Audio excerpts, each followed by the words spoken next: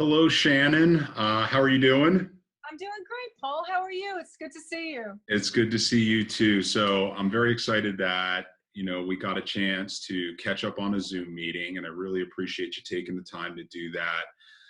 After you sent me some of those, some of that information, the stats on sales and what's going on in the environment in real estate, Hmm. I was really excited to get a chance to speak with you, to hopefully translate some of the graphs to make sure I understand what's going on, to better help me. Being a remodeler and a builder in the design build environment, we obviously have changes as well that I want to share with you. But I am also very, very interested in what's going on in your world as a professional real estate person, especially with your kind of flipping background and investment outlook. So can't wait to dig into that. Yeah, you and me both. Those graphs I think are awesome. I really want to make sure that I'm keeping my colleagues and clients in the know as far as what this market is doing, because I do believe that knowledge is power. Absolutely. And I thought the graphics it was just really interesting information. Yeah, very, very cool. I'm going to go ahead and just pop those up. I'd love to kind Okay. of have you point out to me what to glean from some of this stuff. So this is one of the first ones that I saw. And, if I'm reading it right, and you tell me, is that we've got lower inventory compared to historical data. Is that accurate?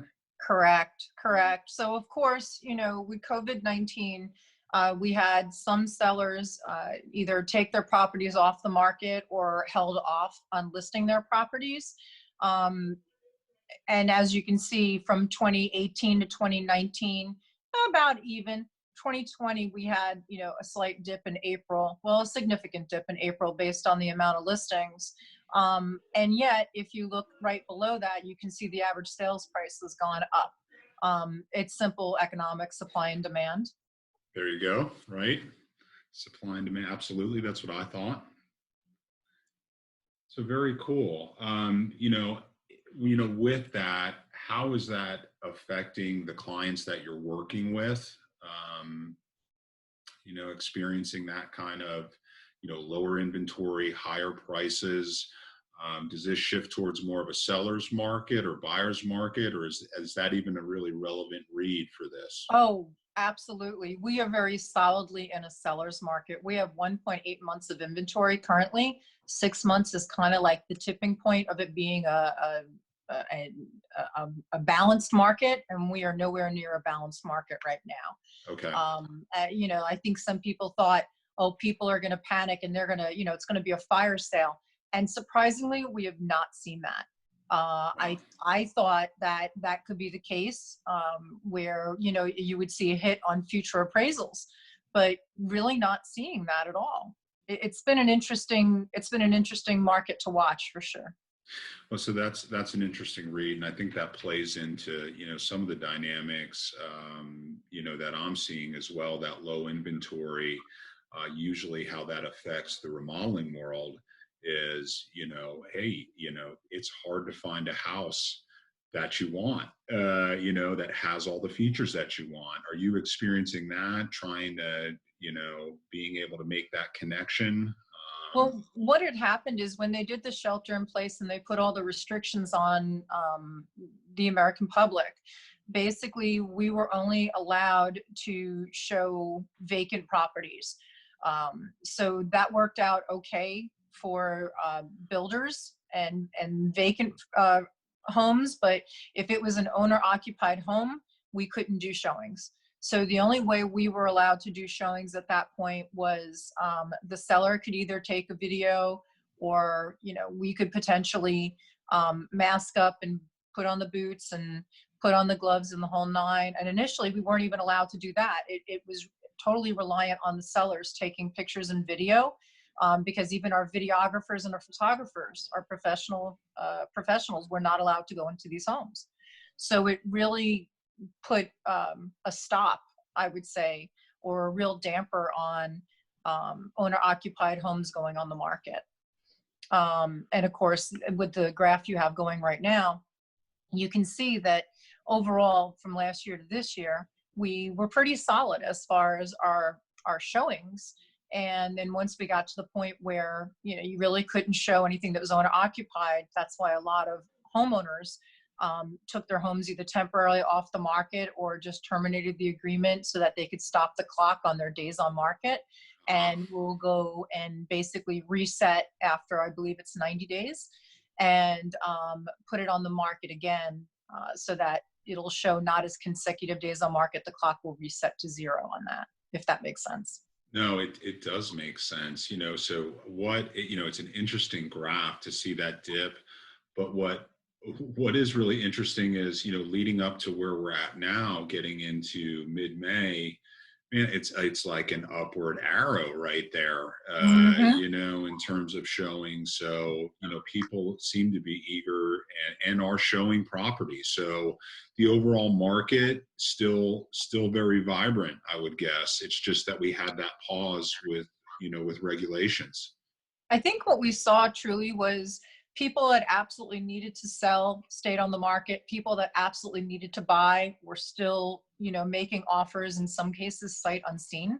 Wow. And now that things are opening up, what I'm hearing from fellow agents is they're seeing multiple offers in the lower price points, or even if just a house is really very attractive, they're seeing multiple offers just because there's no inventory. I'm seeing internal emails from agents asking if anybody has anything coming up in certain neighborhoods and certain price points.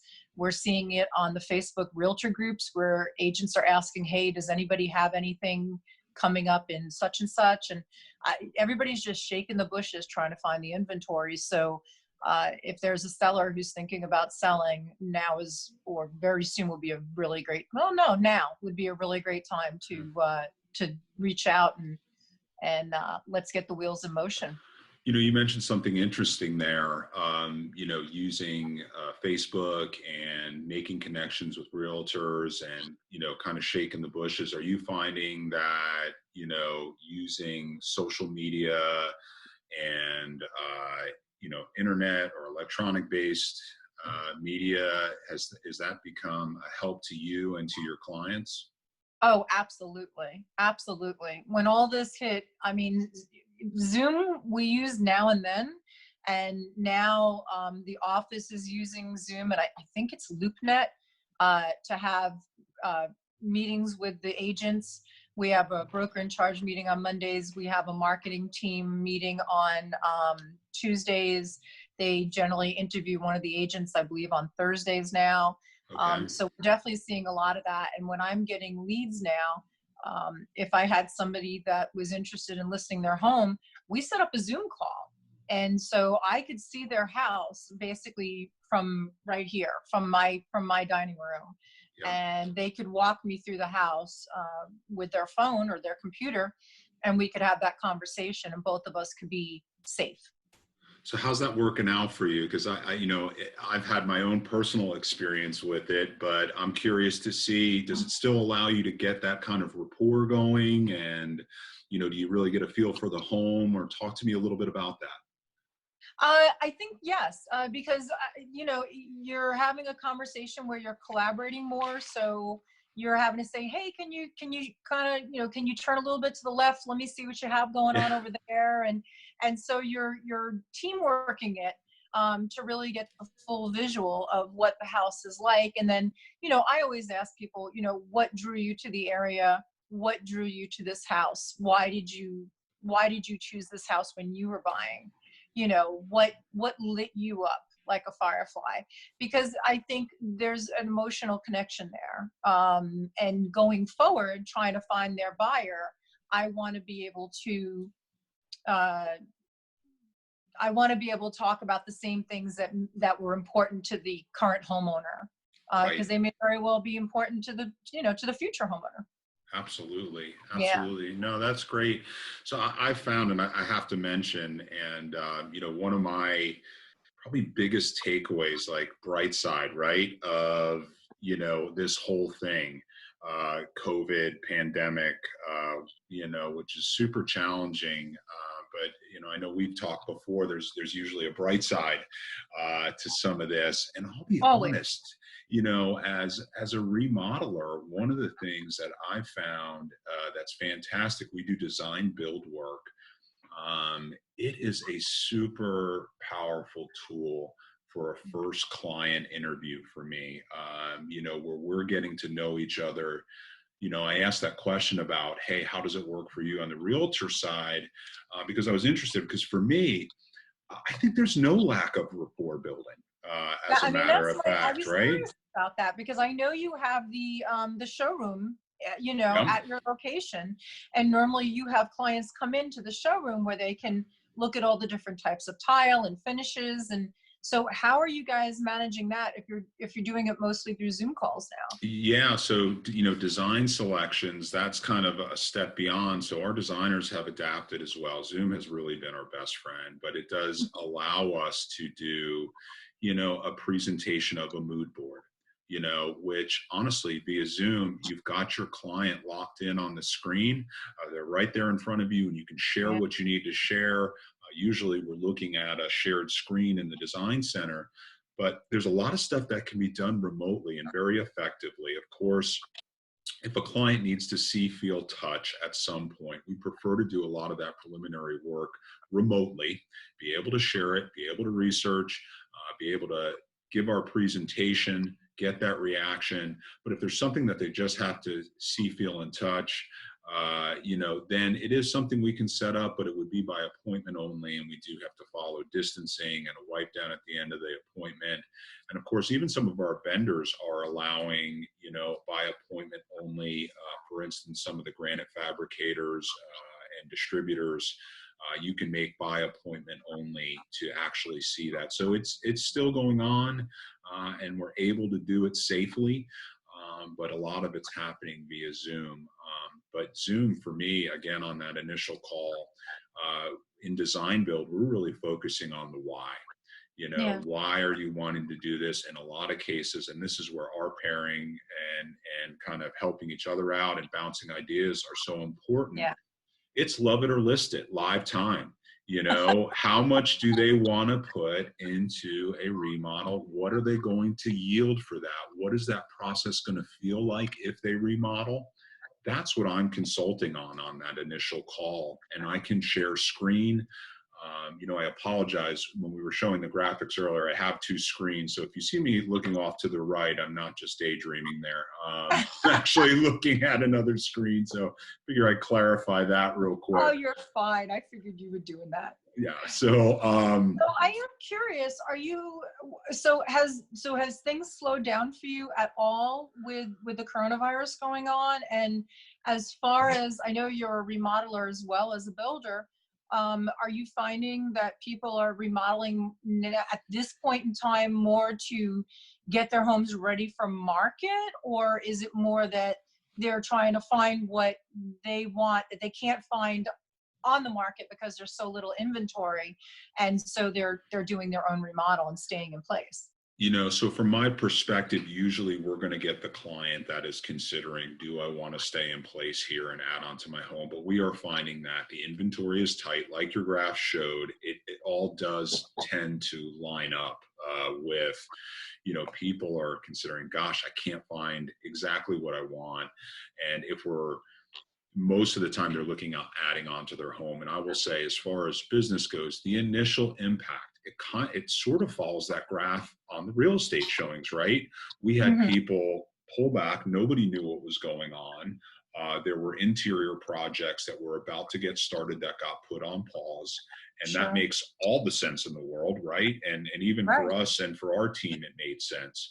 So initially we took there was a chunk of business that stopped. We're very fortunate to have some projects where a completely move out, where owners are not in the home, and we could still work safely and use methods to work safely and keep some projects going. So initially it was a hit, and it was scary.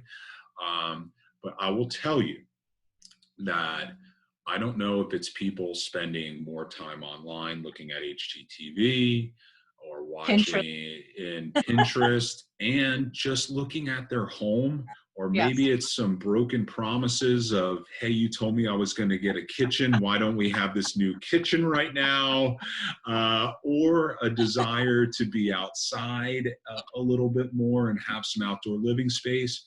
But Yeah. we have jumped from like an average of, 4 to 6 incoming calls with 2 to 3 sales calls or actual meetings with clients, new clients per week, to more along the lines of anywhere from 8 to 10 incoming calls and Wow. actually 4 to 6 client appointments per week. And I am sales here at Paul Kowalski Builders. So Mhm. it's vibrant That's to say the fantastic. least.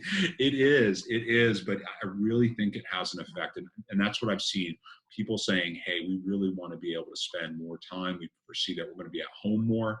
We want that outdoor space where we can really enjoy our whole property. Or, you know what, we're going to be in here. I love to cook. Let's improve that kitchen. Mhm. Or we're going to make the long-term investment because we're having a hard time finding something. And, with wonderful real estate partners like yourself, if you have a client that finds a home and maybe it needs something to get it there so that they can be in that certain neighborhood that they want to be in, Right. we can take a look at it and help them say, this is what it looks like. This is what it would look like to add that addition or change it and make that piece over to truly make it your home. So we do look at Yeah. that also. Well, what I do like about our working relationship is the fact that we've developed a niche where if you have a client who's thinking about doing a renovation or a major renovation, and they want to know if it's a worthwhile venture for them, that, you and I are, collaborating together. I'm running comps for them. And we're looking to see, do the numbers make sense? I mean, there was the one couple we had just, worked with Yep. not that long ago, well, before all this had happened, Right. where we were talking about, does it make sense for them to finish the, to pop the top or finish the upstairs? And, and so I like that because it gives me a chance to meet with your clients. I feel like it's an extra piece of the puzzle for you and for your clients to know, what the comps are, and if it does make sense to do that, especially if they were looking to potentially, sell the house and they want to maximize their profit. Does it make sense to, add a little bit of square footage here or there, or that sort of thing? So I really like being a part of that whole dynamic. Me too. And the best part about it too is for the client.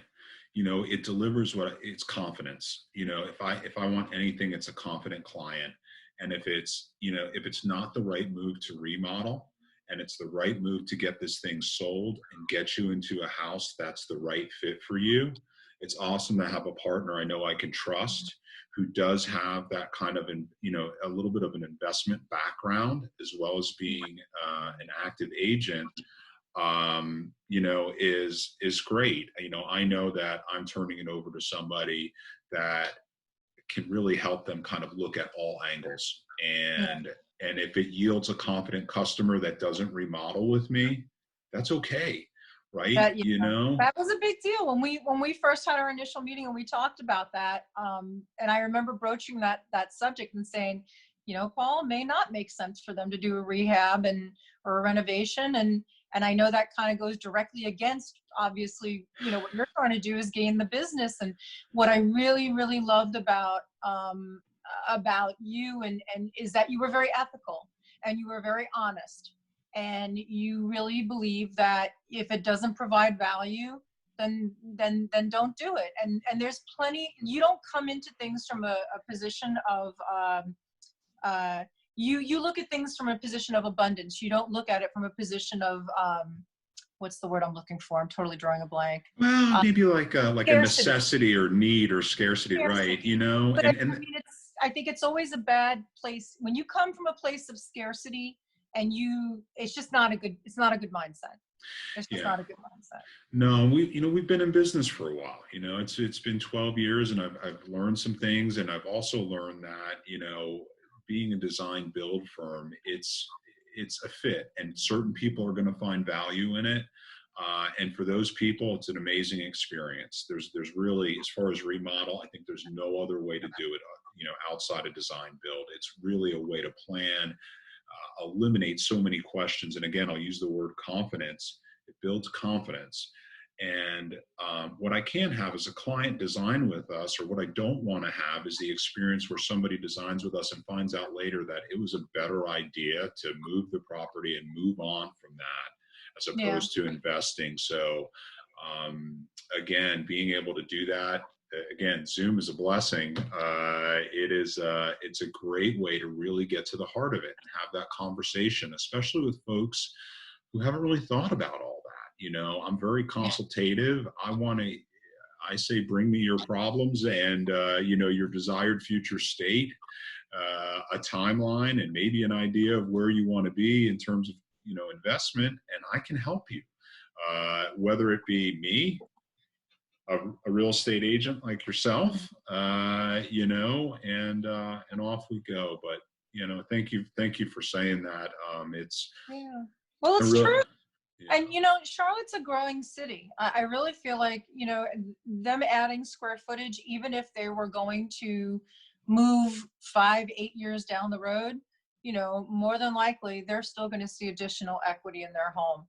So, I don't think it's a bad idea, especially if you're in a shoulder neighborhood or a really hot neighborhood. Right.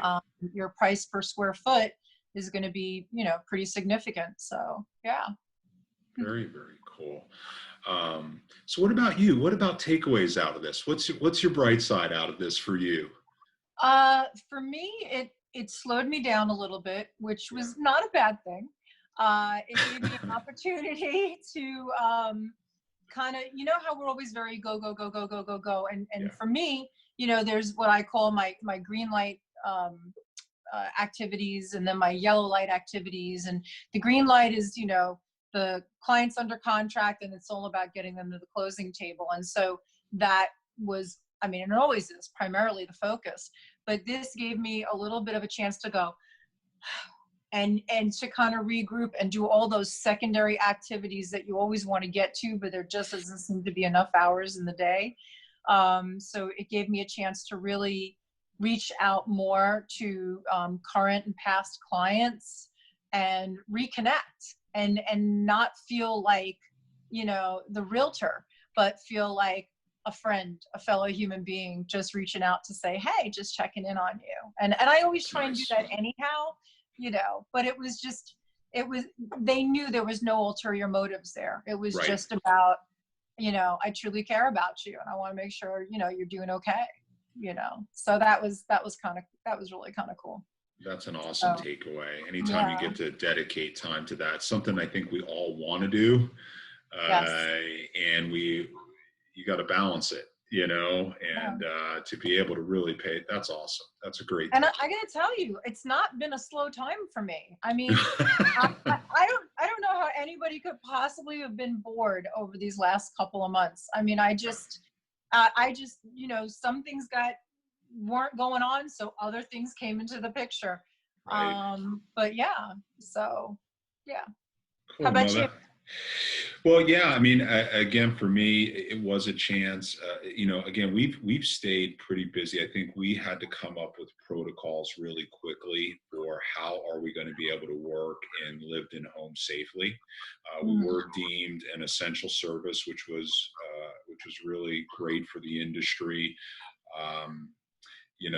But coming up with those protocols, and then after we found out, okay, we can work safely here, we can keep the team safe, we can keep the folks that we're working with safe. Well, now, okay, after that, all right, let's continue to work. What kind of strategies are we going to do? So, busy, man, I feel like I've been busier than ever. So I tend to agree with you. It has been very active. And then, as I mentioned, over the last 4 weeks, the volume of calls has vastly increased. And it's great. I love people that are really considering planning and putting effort into thinking about their project. Well, I think if you've been sitting at home all this time and there's something that you've been staring at that's just irking you, it's there constantly. And so you're like, I gotta just do something about this, So I think that's good, because I definitely know that I looked around and I went, man, I've been meaning to take care of these projects forever, and no time like the present, right? So, but I think we have, I don't know if they're calling it stage 2 or phase 2 as far as opening up the state. I think that's happening, I believe, is it tomorrow? And Yeah, so yeah, stage 2, absolutely. Yep. yeah. So we weren't allowed to do open houses, and now they're going to let us start doing open houses again. And of Okay, course, we cool. have all kinds of protocol in place. I mean, we have to, the hand sanitizer and the gloves and the booties, and having everybody sign in, and we have to ask everybody when they come in, like, hey, have you had any kind of spike in a fever, or have all the protocols. So it's just Right. it's a different time, and it'll Yeah. be interesting to see how it goes on. And of course, we also have to limit how many people we can allow in the house at any given time. So Right. you'll probably see a lot more of 2 agents at an open house versus one, probably one at the front door and one inside, just to make sure everybody's signing in and making sure that everybody's, gloved up and whatnot. So Yeah, no, that's good to see. And that's great to hear, that's going to resume, I think, for sellers and buyers alike. As long as the protocols are in place, they can do it safely. The idea of, because there is that connection. There's one piece, I know people can buy remote, but I've got to imagine at some point making that type of purchase, being able to get a walkthrough in the house it's got to be a game changer to some yeah. extent, right? I'm always amazed when someone who's out of state wants to see a house, and maybe they have family here or they rely on me, and I take the phone and I walk through and I show them everything. But I think it takes a very special kind of buyer Okay. to say, yep, okay, I'm going to pull the trigger on this. A lot of people just want to walk through it. I mean, and I get rightfully it. so. I understand. Yeah. Yeah. Well, that's great So.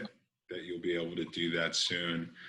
Well, this Are, has are you, been, oh, go yeah, ahead. Sorry. do we have enough time? I know we're probably getting close on We're time. probably getting close right about now, but go ahead. Okay, well, just real quick, I was curious Yeah. what kind of remodeling you're seeing, if you've been seeing anything that might be sort of related to what's been going on as far as like, mud rooms and people dropping their stuff at like the drop zone versus bringing stuff into the house, shoes and whatnot, or just, more home offices or anything like that, or kitchens and baths still ruling the roost. And, what are you seeing? What's been your experience? So that's a really insightful thought. And, surprisingly, I haven't heard a surge for like mud rooms, kind of almost like an area to kind of, What, no sanitize, drop your debates? shoes, so, Yeah. yeah, so, not much of that. And, really, we're really looking at people. I think the thrust is, I want to make this home my castle, where I want to be, my personal space. So investing in the kitchen, maybe saying, you know what, we're going to be here for a while, and I want to add that addition. I want that master suite. I want, that space for me. And also outdoor living spaces as well, where people are saying, kind of looking beyond the 4 walls of the house and saying, how do I capture more of this property that I own, and how do I enjoy more of it? So, Absolutely. Yeah. outdoor covered porches, screen porches, patios, combination of backyard master planning has been really big. So the idea of, hey, we're going to have a pool, and we're going to have an entertainment space. We're going to have outdoor cooking and entertainment and covered areas. Have been a real big thing as well. So we've seen a lot of that. I would say a lot more master, like for the design aspect, master planning for property, and especially for rear yard enjoyment, and a lot of times involving a pool. I think that So makes complete sense. We're such a temperate, seasoned area. How do you? I'd be crazy not to take advantage of your backyard. right. So yeah, no, I completely agree with that. So no, Awesome. it's been interesting, but I love the idea of a drop zone and kind of emphasizing some of those things, like, and thinking about gosh, maybe this is some sort of, but it hasn't been an uptick. And, I know people, I don't want to minimize it. If people are considering an addition or a kitchen remodel, a lot of times it will involve a mud room, but that may have been a desire beforehand. Now it just has an extra function that, maybe wasn't thought about before. Understood. Understood. Yeah. Well, and I wondered if you were going to see more additions, just people looking for more space in their houses. Because if your house is a little on the tiny side and you've been sheltering in place with your entire family, you may have decided that you needed a space to kind of get away, just a little me time. Yeah. So, which is why I think we may see some folks looking to sell and potentially get something larger, or we may find some folks in more of the industrial apartments with the common hallways and whatnot may now decide they'd rather be in, say, a townhome where you have your own entrance and exit where you don't have to go through any sort of common spaces. Maybe not a single family home. They might be out of the price range. But a townhome is always a great option too. So It's it'll be interesting. interesting to see. Yeah, exactly. It'll be interesting to see how it all kind of plays out going forward and what the public has decided their needs are. I'm seeing a lot more people doing backyard gardening, a lot more veggie Mhm. bed gardening. I mean, we're already seeing an uptick in the price of meat, due to scarcity. So I'm curious to see if more people are going to, grow their own vegetables, Yeah. so. That's Um, that is interesting. yeah. And the idea of, hey, somebody who did more of a condo living may, or even townhome, and saying, maybe I do want the single family, or from, a more connected condo to, well, a little bit more breathing room, a little courtyard space for a townhome. That makes all the sense in the world, and does Yeah. kind of, allow you to enjoy your immediate area as need be, as we get through this stuff. So Paul, maybe we should find some land and build some townhomes. What do you think?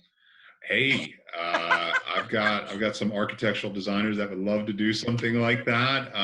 Let's grab some investors and make this thing happen. Listen, there's a need. We need to fill the need. I'm just saying.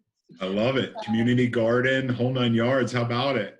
Absolutely. Absolutely. Fire pit space. I'm all about it. Great, great, great. Well, okay. Well, we have our next Zoom call already There you mapped out go. then, right? We are going to talk more about this for sure. That sounds great. Well, Shannon, awesome talking with you. Great to catch up. Oh, I'm so glad we did Uh, this, Paul. Thank you. Absolutely. Well, stay safe and be well.